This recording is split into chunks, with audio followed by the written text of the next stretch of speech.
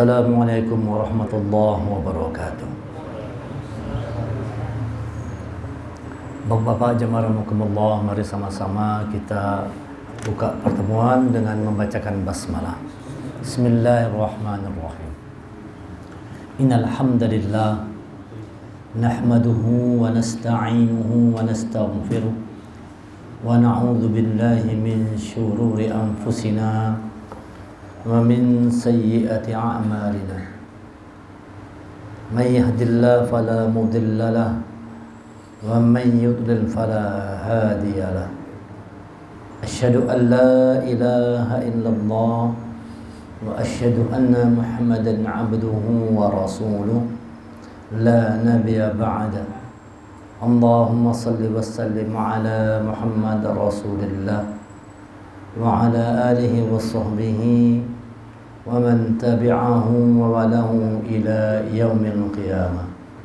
Rabbi shrah li sadri wa yassir li amri wahlul 'uqdatam min lisani yafqahu qawli. Rabbi zidni ilma warzuqni fahma. Faqala Allah Ta'ala fil Qur'anil Karim, a'udzu billahi minasy syaithanir rajim. Ya ayyuhalladzina amanu taqullaha haqqa tuqatih wa la tamutunna illa wa antum muslimun. Wahai orang yang beriman, bertakwa kepada Allah dengan benar, jangan kalian mati kecuali dalam keadaan sebagai orang yang berserah diri kepada Allah sebagai seorang muslim. Ya ayyuhan nasu taqu rabbakum alladzi khalaqakum min nafsin wahidah wa khalaqa minha zawjaha wa bassa minhuma rijalan katsiran wa nisaa wattaqullaha alladzi tasaaluna bihi wal arham innallaha kana 'alaikum raqiba. Ya ayyuhalladzina amanu taqullaha wa qulu qawlan sadida yuslih lakum a'malakum wa yaghfir lakum dhunubakum wa man yuti'illaha wa rasulahu faqad faza fawzan 'azima. Alhamdulillah, rasa syukur yang tak terhingga mari kita haturkan kehadirat Allah Subhanahu wa taala atas segala limpahan rahmat, taufik dan hidayah yang telah Allah berikan kepada kita semua. Salawat dan salam semoga senantiasa tercurah kepada Nabi kita Nabi Muhammad sallallahu alaihi wasallam beserta kerabat, sahabat dan pengikut beliau hingga akhir zaman. Malam hari ini kita akan melanjutkan kajian kita tentang tadabbur surah Al-Hujurat yang artinya kamar-kamar. Surah yang ke-49 terdiri dari 18 ayat termasuk golongan surah-surah Madaniyah. Artinya surah ini diturunkan setelah periode Rasulullah hijrah ke Madinah. Itu namanya surah Madaniyah. Pertemuan minggu yang lalu kita telah kaji 5 ayat dari surah dari surah Al-Hujurat. Sudah 5 ayat ya? 5 ayat atau 4 ayat?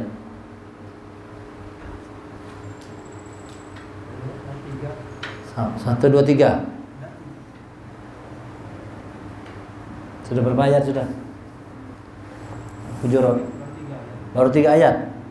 Oh, gitu ya. Sudah kita kaji 3 ayat kemarin minggu yang lalu. Intinya 3 ayat ini menjelaskan tentang bagaimana sikap kita dalam berbicara. Diceritakan ayat 1, 2, 3 ini tentang ada orang-orang Arab Badu itu yang teriak-teriak manggil Rasulullah dari keluar kamarnya. Nah, itu tidak boleh. Jadi kalau ketemu orang itu jangan teriak-teriak. Orang jauh-jauh sana, "Assalamualaikum." Nah, tidak perlu kan. Yang bagus itu didekati, dikejar, dekat baru pelan-pelan aja. "Assalamualaikum." Nah, jangan jarak 100 meter, "Assalamualaikum." Nah, itu tidak dibenarkan. Kata Pak Sebola di Banjarnya ada itu model adatnya. Suka berkucak-kuciakan dari jauh tuh. Oh, itu tidak dibolehkan. Teriak-teriak itu pertama bukan sekedar mengganggu yang kita panggil namanya, yang di sekitar itu ikut terganggu juga. Tidak boleh. Jadi kalau kita manggil orang itu dengan lembut aja. Misalnya bertamu ke rumah orang, ketuk tuh 3 kali. Assalamualaikum. Assalamualaikum. 3 kali ketuk aja. Kalau ada jawaban tuh kita bulik gitu. Nah, jangan misalnya Assalamualaikum 3 kali kadada lalu kepala menyungul-nyungul situ. Melihat timi itih. Kalau pang dalam rumah ada orangnya. Kadang-kadang ada orang bersikap seperti itu kan. Ketoknya 3 kali kada jawaban, tapi batunya mencungul dari jendela melihati. Itu tidak boleh. Kalau apa dalam rumah orang lagi ada berbaju misalnya, kan kelihatan. Itu tidak dibolehkan tuh. Itu tidak sesuai dengan sunnah Rasulullah, tidak sesuai dengan ajaran Al-Quran. Panggil orang dengan panggilan yang lembut, jangan teriak-teriak. Ada orang-orang Arab Badui itu yang berteriak-teriak memanggil Rasulullah, meninggikan suaranya. Kemudian sikap kita juga pertama tidak boleh seperti itu. Yang kedua, sikapnya tidak boleh meninggikan suara melebihi suara Rasul. Dulu seperti itu, meninggikan suara. Terjadi perdebatan antara Abu Bakar sama Umar bin Khattab. Lalu suara itu agak meninggi, turun ayat, jangan meninggikan suara melebihi suara Rasul. Sebagaimana yang disebutkan dalam ayat yang kedua, orang beriman jangan kamu meninggikan suaramu melebihi suara Nabi, dan jangan kamu berkata kepadanya dengan suara keras sebagaimana kerasnya suara sebagian kamu terhadap yang lain. Nanti segala amalmu bisa terhapus. Ya, hati-hati dengan ucapannya. Jadi ucapan ini kadang-kadang orang menganggapnya sepele. Padahal gara-gara ucapan itu bisa hapus amal kita. Dengan ucapan ini bisa bertambah amal kebajikan. Dengan ucapan ini bisa kita selamat. Tapi tidak sedikit orang yang dengan ucapan justru dia celaka. Ucapan ini bisa membuat orang celaka. Maka perlu berhati-hati dengan ucapan. Jadi usahakan kita kalau berkata-kata itu lemah lembut.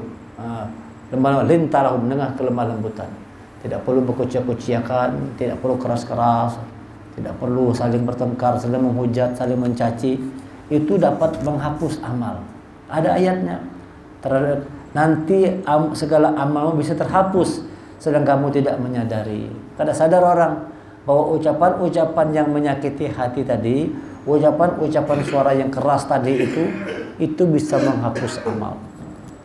Ini Hujurat ini, kamar itu. Mungkin murid dengan kayak ruangan kayak kamar kada menurut kita nih, berongga. Jangan ucapan kita itu menghapus. Orang beriman itu dengan ucapan, tapi dengan ucapan juga bisa hilang iman orang, ya kan? Kalau kita ayat mengucapkan la ilaha illallah dakhalal jannah, kata Rasulullah. Dengan mengucapkan la ilaha illallah itu mengakibatkan kita masuk surganya Allah. Tapi dengan ucapan juga bisa kita murtad, bisa kita berpaling ke belakang gara-gara ucapan. Makanya kita diminta oleh Allah dan Rasulnya dalam Quran ini kalau berbicara dengan tutur kata yang baik. Kul khairan, katakan baik. Man amana billah wal yaumil akhir. Siapa orang beriman kepada Allah dan yaumil akhir, kul khairan, hendaknya dia berkata yang baik. Jadi tanda orang itu beriman kepada Allah, beriman kepada yaumil akhir, tutur kata harus baik, lemah lembut. Jangan keras-keras. Ya. Kemudian yang ketiga, sesungguhnya orang-orang yang merendahkan suaranya di sisi Allah, mereka itu orang-orang yang telah diuji hatinya oleh Allah untuk bertakwa. Mereka memperoleh ampunan dan pahala yang besar. Yang kuciak-kuciak itu bisa hilang amal, tapi orang yang bertutur kata dengan suara yang lembut, dengan suara yang rendah, itu justru akan memperoleh ampunan dan pahala yang besar. Jadi ayat 1 sampai 3 ini simpulannya tentang soal bicara kita, yang kadang-kadang sering disepelekan oleh manusia. Urusan bicara ini kita anggap remeh aja, kita anggap biasa aja, padahal dia menentukan bicara ini. Kalau kita ingin memperbaiki diri, itu salah satu caranya, mulailah dengan memperbaiki cara kita berbicara. Jadi kalau ingin hendak memperbaiki diri, mulai dengan memperbaiki cara kita berbicara. Jangan lagi asbun, jar orang itu kalau asal bunyi aja, asal pandir aja. Kadang-kadang kita memakai kawan dengan gelar-gelar yang tidak bagus. Itu dilarang dalam Quran. menyambati orang segala macam. Jadi kalau kita ingin memperbaiki diri, salah satu caranya banyak. Salah satunya coba mulai memperbaiki cara kita berkomunikasi. Lawan anak kah, lawan istri kah, lawan kawan kah, lawan tetangga, lawan siapa aja. Kegagalan berkomunikasi itu bisa mengakibatkan kegagalan dalam hidup. Bujur atau bujur? Orang berumah tangga tuh bisa gagal rumah tangga tuh gara-gara komunikasi yang kada bagus. Gara-gara yang dianggap sepele tadi itu, nah. Panderan itu yang kadang-kadang bisa membuat hati orang jadi terluka. Jadi Allah ingatkan, jaga kita, sikap kita dalam berbicara harus dengan tutur kata yang baik. Sekarang kita lanjutkan dengan ayat yang keempat. A'udzubillahi minasyaitonirrajim. Innal ladzina yunadunaka min wara'il hujurati aktsaruhum la ya'qilun. Nah, kata-kata hujuratnya di sini adanya. Sesungguhnya orang-orang yang memanggil engkau Muhammad dari luar kamarmu, kebanyakan mereka tidak mengerti. Jadi orang-orang yang kuciak-kuciak tadi itu banyak yang kada paham. Orang dalam kamar dikuciak-kuciakinya, itu kada paham. Kebanyakan mereka tidak mengerti. Min wara'il hujurati aktsaruhum la yaqilun. Wara' itu artinya belakang. Memanggil dari belakang dari itu. Oi. Itu kada itu. Kada dibenarkan seperti itu, berteriak-teriak gitu. Jadi bagus tuh kalau anak berpandir tuh kan berhadapan seperti ini kan. Bukan berpandir tuh teriak-teriak dari jauh. Itu kada bagus. Berlebih-lebihan. Walaupun ingin kita mungkin bagus anak mengiau kawan, tapi kalau caranya kada tepat, kada baik, kada pantas. Saling memanggil-manggil dengan cara-cara berteriak-teriak kada bagus. Ada orang kebiasaan kalau ada kampung sini lawan kampung sana seberang sungai. Jauh kalau jadi kalau itu cek-cek aja kan. Jauhan jaraknya. Padahal tidak boleh diperintahkan untuk berteriak karena mengganggu orang yang ada di sekitar kita. Itu. Jadi sesungguhnya orang-orang yang memanggil engkau Muhammad dari luar kamarmu, kebanyakan mereka tidak mengerti. Janganlah kalian tergesa-gesa dalam berbagai hal sebelum Rasulullah memberi pengarahan, tetapi adalah kalian semua seperti pengikutnya dalam semua perkara. Ini penjelasan dalam surah Al-Hujurat ini. Allah mencela orang-orang yang memanggil Rasulullah yang tengah berada di balik hujurat, yaitu rumah-rumah yang dihuni oleh para istri beliau. Dicela tuh orang-orang yang kucak-kucak manggil. Mungkin Rasulullah dalam ada hajat sama istri, ada keperluan apa segala macam. Itu jangan kucak-kucak manggil orang. Sama juga tadi. Itu dulu Rasulullah, kita pun kayak itu juga. Jangan kuciak-kuciak, teriak-teriak kalau manggil kawan. Orangnya dalam rumah kita teriak, "Oi, keluar oi. Assalamualaikum." Mungkin orang sedang ada hajat dalam rumah apa sebagainya. Itu dilarang. Tidak boleh mengeluarkan suara-suara yang tinggi ketika kita memanggil orang lain. Walau annahum sabaru hatta takhruja ilaihim lakana khairan lahum. Dan sekiranya mereka bersabar sampai engkau keluar menemui mereka, tentu akan lebih baik bagi mereka. Lakana khairan lahum. Jadi paling bagus itu kalau ngiang orang tuh tunggunya keluar rumah. Assalamualaikum. Assalamualaikum. Assalamualaikum. Dari jawaban tunggu ay. Kada jua boleh kai. Jangan digendah-gendah rumah orang. Woi, Assalamualaikum. Digendah-gendah, kepala mencung-cungol dari itu kan. Itu tidak dibolehkan. Panggil 3 kali, kalau tidak ada jawaban tunggu, tidak ada keluar, bulik. Itu adab kita kalau bertamu ke rumah orang. Jangan sampai teriak-teriak manggil orang. Kalau orang lagi di WC kah, lagi ada hajat kah, atau keperluan apa kah, yang dia memang belum bisa menjawab. Sabar. Dan sekiranya mereka bersabar, jadi kita kalau dalam berkomunikasi ini perlu bersabar juga. Fasbir ala ma yaqulun. Maka bersabarlah engkau Muhammad terhadap ucapan-ucapan pandiran-pandiran mereka itu. Jadi kalau kita berpandir ini perlu yang namanya ada kesabaran. Bicara dengan sabar. Kalau tidak sabar itu lost control, lalu nanti bisa terkeluar kata-kata yang kada bagus. Jadi biasanya orang sering ngomongnya tidak bagus, sering menghujat, sering mencela, mencaci maki itu karena gara-gara tidak punya kemampuan mengontrol bicara tadi. kada sabar. Maka Allah perintahkan walau annahum sawaru, kalau sekiranya mereka bersabar, hatta takhruja ilaihim, sampai engkau keluar menemui mereka, lakana khairul lahum, maka itu tentu lebih baik bagi mereka. Nah, lebih bagus kita tunggu aja orangnya keluar rumah. Kalau kada keluar rumah, tunggu istimewa. Kada keluar juga boleh kayak dulu. Kena lagi istilah pulang datang. Nah, tidak perlu sampai kita teriak-teriak, apalagi gendah-gendah rumah orang apa segala macam, kada perlu. Wallahu ghafurur rahim, dan Allah Maha Pengampun, Maha Penyayang. Ini adab-adab cerita tentang bagaimana seharusnya kita itu dalam berbicara. Bagaimana adab-adab kita ketika kita seseorang berada masih di dalam rumahnya atau di dalam kamarnya. Bagaimana sikap kita yang benar berbicara dengan orang yang ada dalam rumahnya. Paling bagus tunggu pintu dibukakan, baru masuk ke dalam, baru berpandil. Kalau kita di depan pintu itu pun posisi badan kita nih, ini rumah orang nih, pelajaran kalau kita bertamu rumah orang, itu kada boleh berhadap, ini misalnya pintu, kita berhadap pada ini kada boleh. Usahakan posisi badan kita miring. Assalamualaikum, posisi badan itu miring, itu ke pintu, kalau jangan langsung begini. Karena kalau pas dibuka langsung bisa terlihat di dalam. Jadi kita usahakan tuh posisinya miring, sehingga waktu membuka pintu kita tidak melihat dalam rumah tadi. Kan kalau kita di situ kalau gini kan pas buka, pas dalam belum menjilbab misalnya istrinya, bisa terjadi seperti itu. Bisa melihat seperti itu orang. Apalagi dari tadi itu yang mencungul kepala ke ini kan dari jendela ada.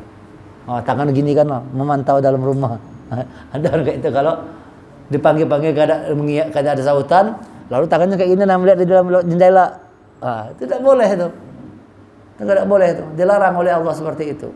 Yang paling bagus dikiau, tunggu kalau kada ada bulik. Itu paling bagus. Kemudian kalau hadap kita ngetok pintu itu, jangan langsung badan kita berhadapan gini, miring posisinya. Jadi kalau itu pintu, miring sebelah sini, hadap. Sehingga waktu dia buka pintu, kita tidak langsung, kita melihat mata kita ke sana kalau. Tidak langsung melihat apa isi di dalam rumah. Baru terlihat kalau silakan masuk. Nah, baru kita ngadap. Itu menghindari kita melihat sesuatu yang kada boleh kita lihat. Siapa tahu istrinya di dalam belum berjilbab, anak gadisnya baru dari kamar mandi. Nah, itu kalau kita langsung begini kan, apalagi pas buka pintu langsung mencungul gini.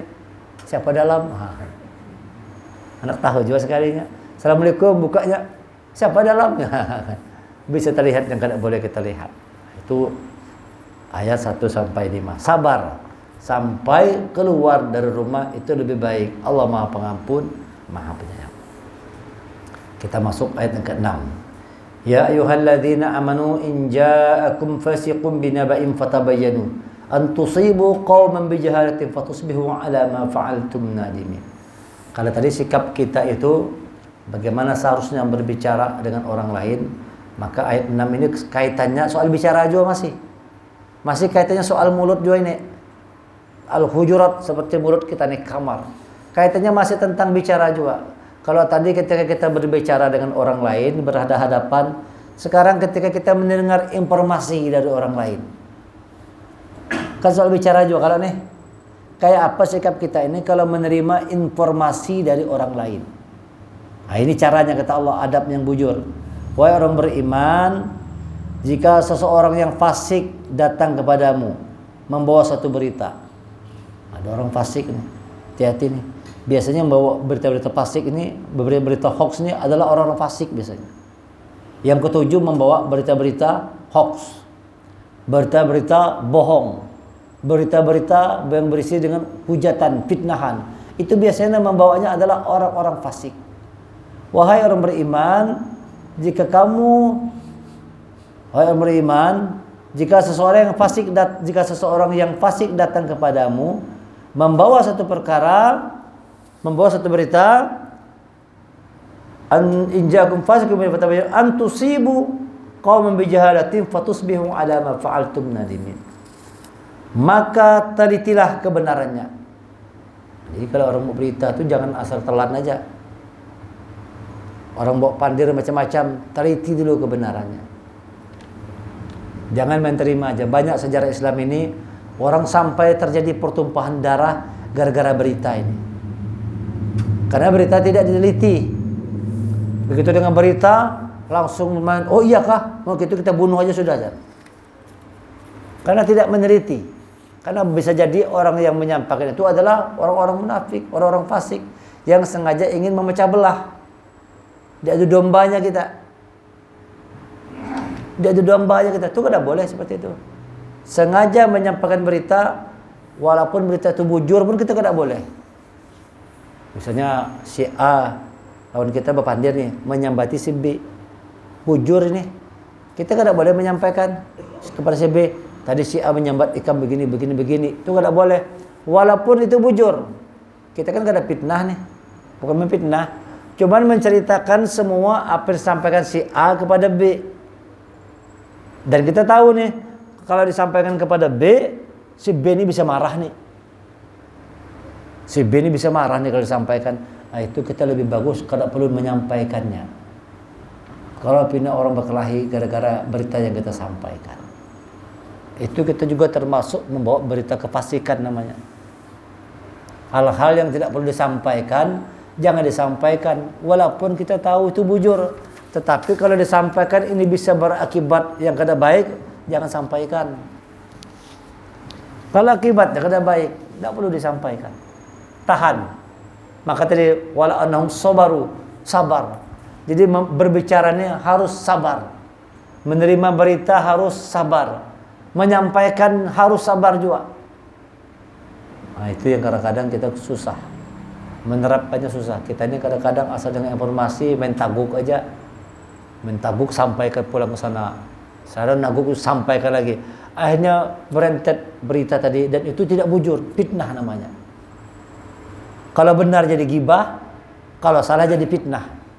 Walaupun benar bujur, tapi kalau dampaknya buruk namanya gibah.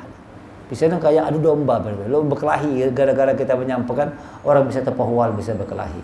Maka kalau tegaskan orang beriman, jika seseorang yang fasik datang kepadamu membawa satu berita, maka telitilah kebenarannya agar kamu tidak mencelakakan satu kaum karena kebodohan, kecerobohan yang akhirnya kamu menyesali perbuatanmu itu. Ada orang gara-gara pandiran kita nih sampai bunuh orang. Nah, ini bahayanya berita tadi nih. Berita ini bahaya. Jangan asal sampaikan, teliti dulu kebenarannya. Dicek and recheck dari orang. Fatabayyanu, teliti dulu, bujur atau kada. Ya kan, kalau kada bujur jangan disampaikan, jangan diterima. Kalaupun bujur tapi akibatnya kada baik, jangan dikisahkan juga. Baik, ceritanya bujur nih. Cuman kalau kita sampaikan ke orang lain, dampaknya kada bagus.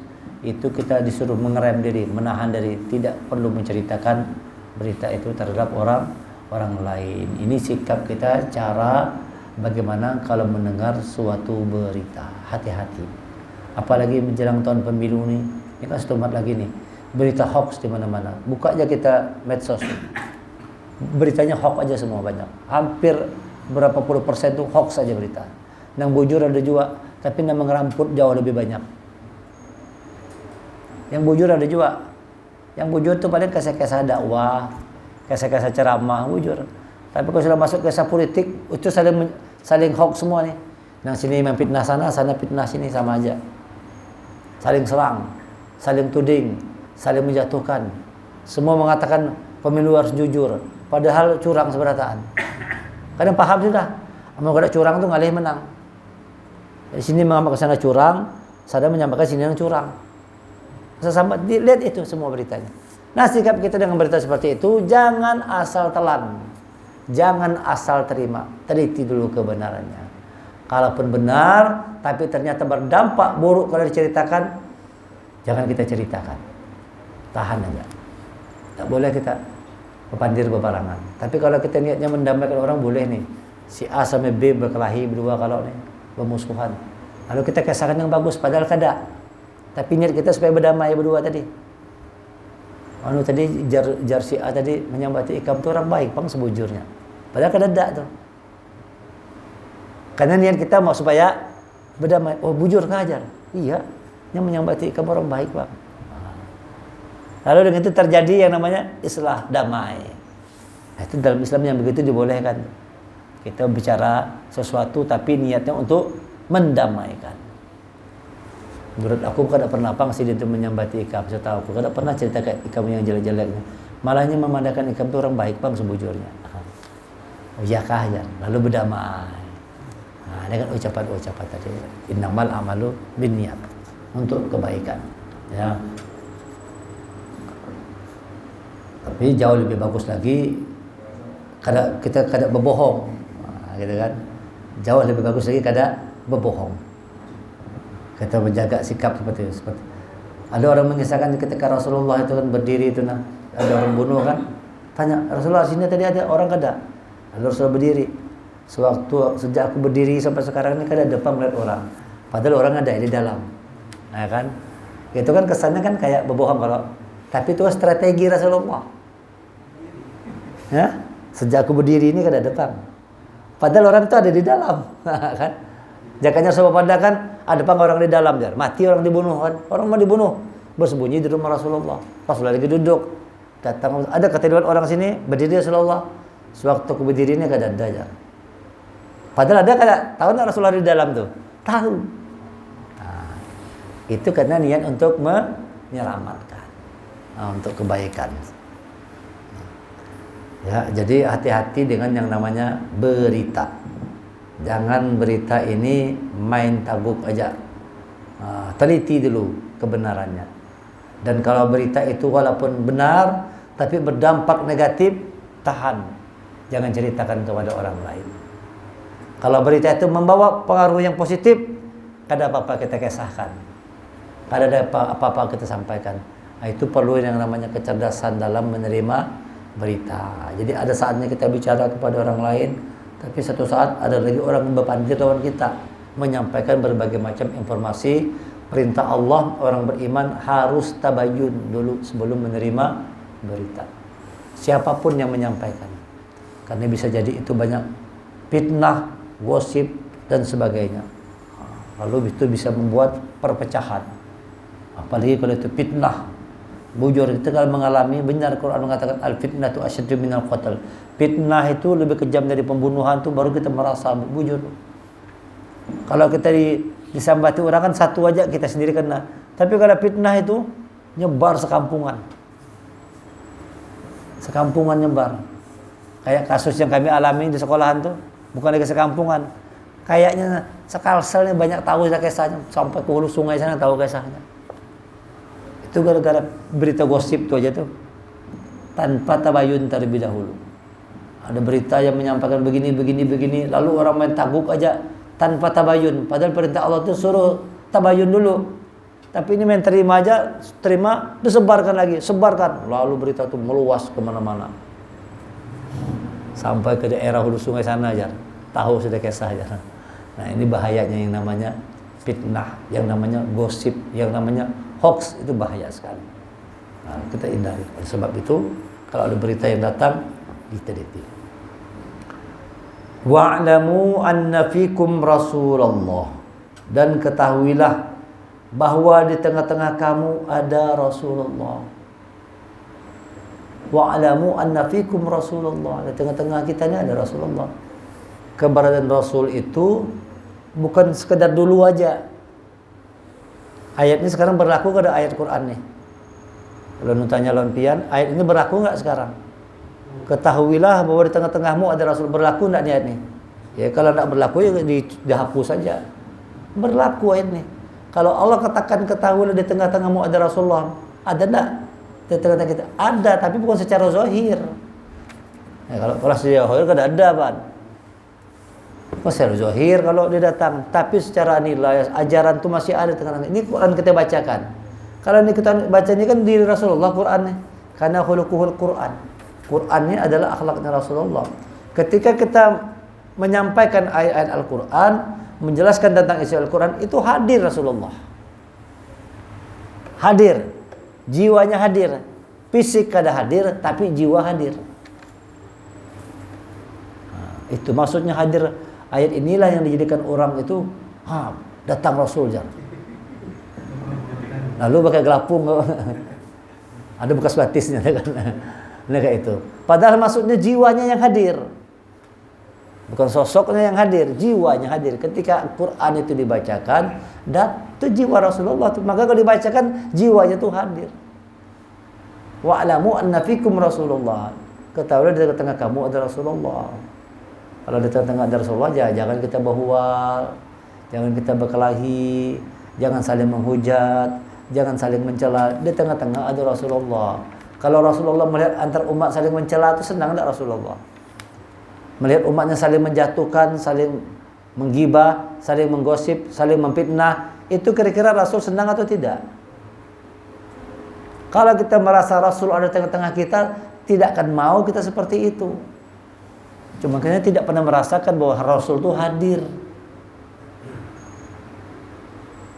Rasul itu mengajarkan umatnya untuk menjaga lisan, mengajarkan umatnya untuk hati-hati dalam berbicara. Diajarkan oleh Rasulullah. Nah, tandanya dia hadir, ajarnya itu dihidupkan. Itu hadir Rasulullah. Ketika Al-Quran Sunnah itu dijalankan dengan benar, dengan kafah, Rasul itu hadir. Itulah tandanya Rasul hadir di tengah-tengah kita.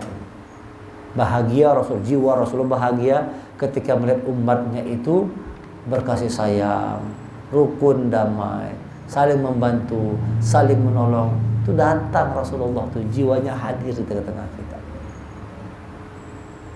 Hadir di tengah-tengah kita. Ada orang yang bermimpi, orang-orang yang di tempat bermimpi. Rasulullah bersiap-siap dengan pakaian perang apa segala macam. Mau kemana Rasulullah? Aku mau memimpin perang di Gaza sana aja. Itu orang bermimpi. Aku bermimpi ketemu Rasulullah. Lalu Rasulullah pakaian lengkap, ditanya mau kemana Rasulullah?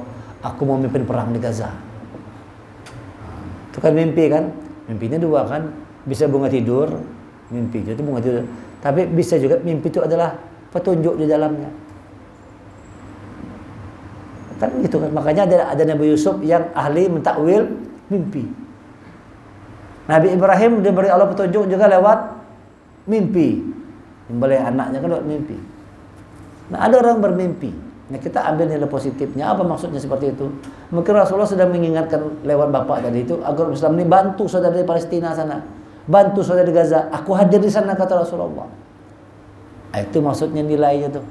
Rasulullah hadir di sana. Kenapa? Orang Gaza lagi berjuang membela agama Allah. Orang di Gaza Palestina lagi berjuang membebaskan Baitul Maqdis.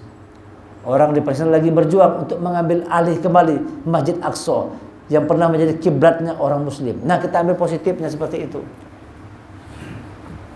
Rasulullah sudah mengingatkan, ayo berikan kepedulian terhadap saudara kita di Palestina. Itu namanya wa'lamu anna fikum Rasulullah. Ketahuilah bahwa sesungguhnya di tengah-tengah kalian ada Rasulullah.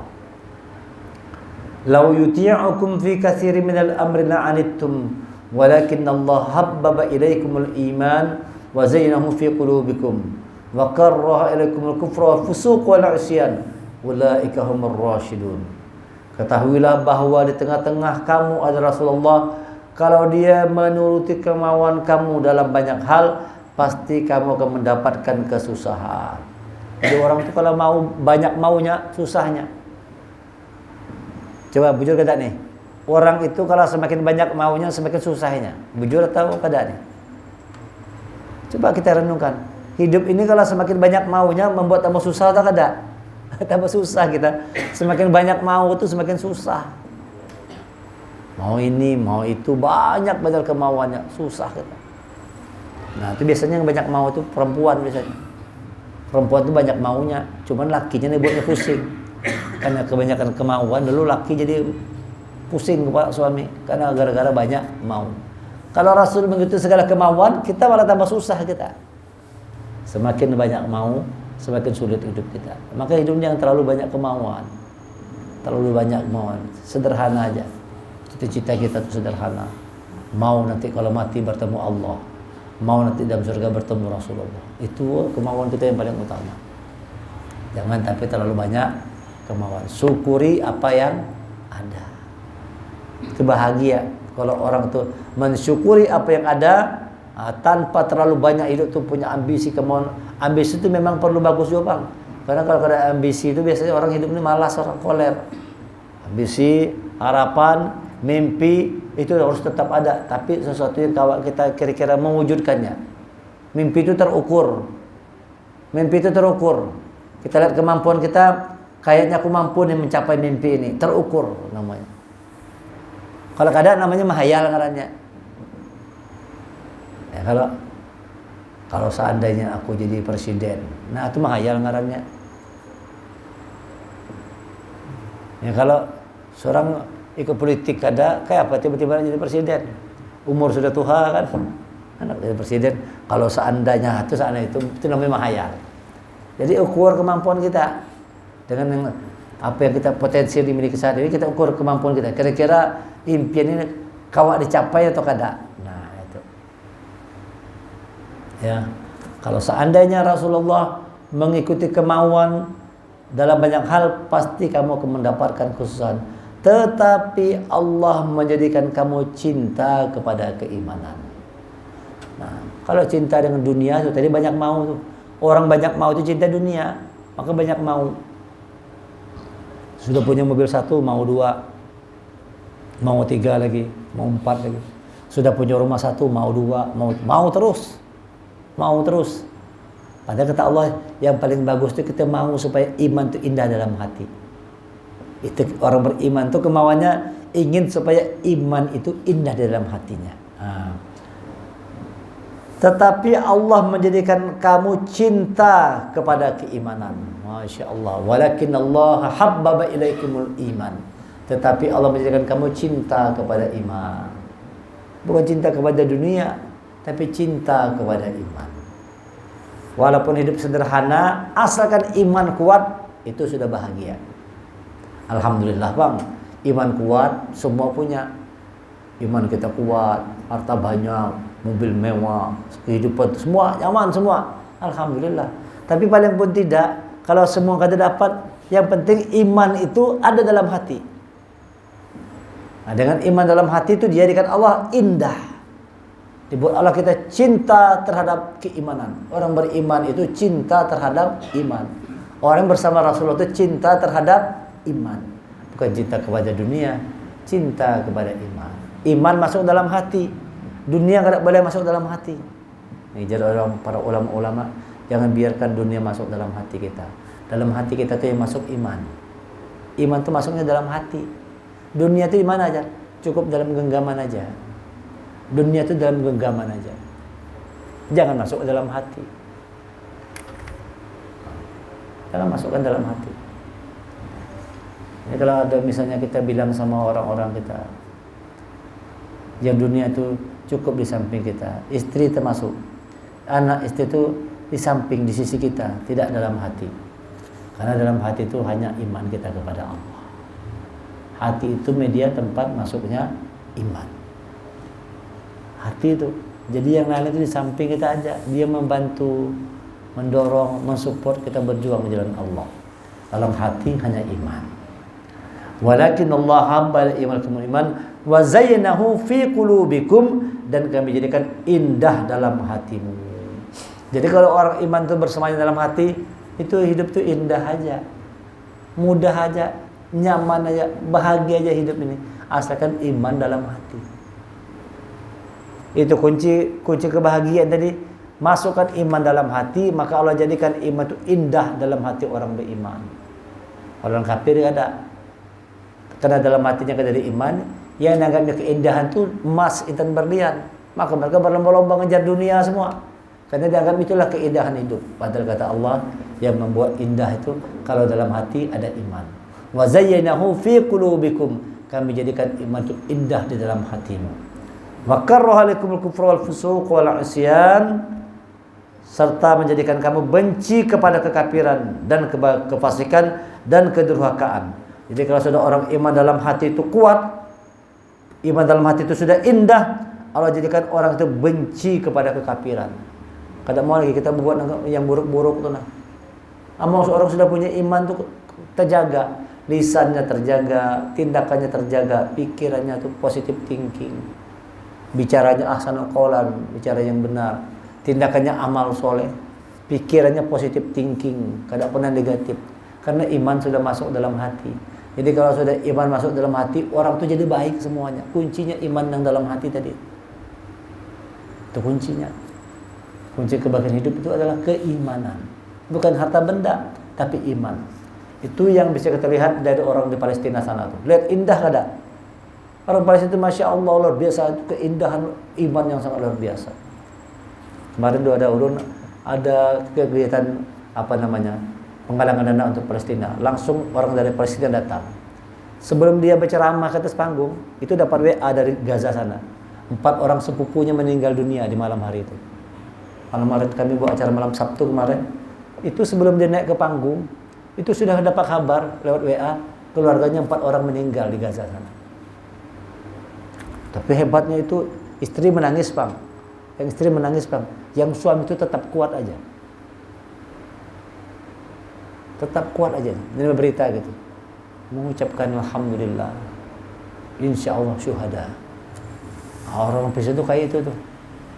Kita lihat orang meninggal. Anak-anaknya kah, bebiniannya kah, semua sering mengucapkan alhamdulillah. Insya Allah yang gugur Allah catat sebagai syuhada.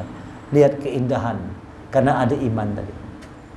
Karena ada iman, hancur rumah, hancur kendaraan, tangan putus, kaki putus, anak bini mati, tetap bisa mengucapkan alhamdulillah.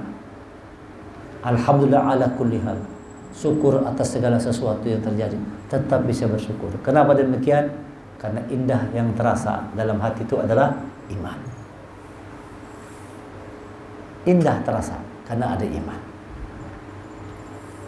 Orang yang beriman, maka dia benci kepada kekafiran, kepada kefasikan, kepada kedurhakaan. Itu baru namanya iman. Kayak apa kalau ada orang mengaku iman tapi masih suka berbuat yang kafir, masih berbuat yang fasik, masih durhaka, masih berbohong. Iman itu belum indah dalam hatinya. Kadang-kadang ada orang tuh ngaku beriman, tapi lawan orang kok kada bagus banget. Pandiran kada bagus, sikap kada bagus. Orang beriman tidak demikian. Ulaika humur rasyidun. Mereka itulah orang-orang yang mengikuti jalan yang lurus. Jadi orang yang jalan lurus itu adalah orang yang dalam hatinya bersarang iman, dan iman itu membuat melihat sesuatu itu indahnya. Melihat sesuatu indah. Lalu ketika dia berhadapan dengan sesuatu yang berbentuk kekafiran, kefasikan, kedurhakaan, kemunafikan, dusta dan sebagainya, dia tidak suka. Tidak mau melakukan dan tidak suka mendengar. Dia pun tidak suka juga. Ada orang datang sama ini tuh nah, pakai macam-macam, stop, kalau usahain berpandir. Kada sukanya. Kan banyaknya kada bujurnya kepandiran kada bagus, kada usahain.